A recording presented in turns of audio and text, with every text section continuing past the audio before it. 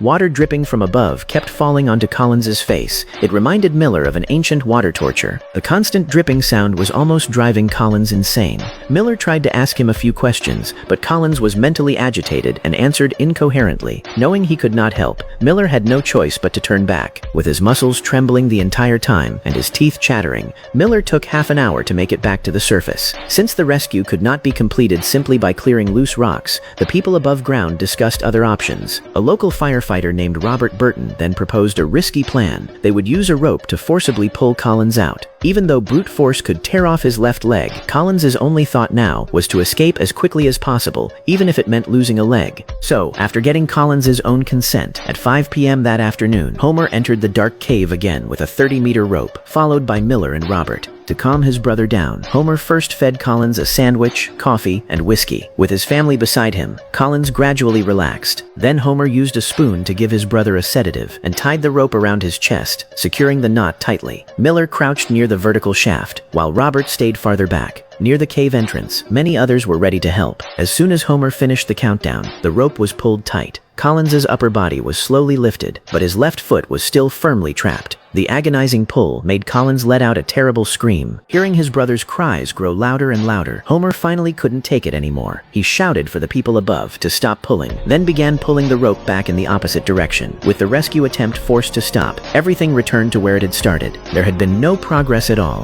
That night, Collins's close friend Johnny Gerald heard the news and rushed to the scene. As Collins's best exploration partner, the two had often explored new caves together. Once, when Collins had become trapped inside Crystal Cave, it was Gerald who helped rescue him. After learning what had happened, Gerald was furious about Robert's plan to forcibly drag his friend out. He then entered the cave himself. With his skilled technique, Gerald made it smoothly through the first half of the passage, but because he was strongly built, he had a hard time squeezing through the 3-meter vertical shaft.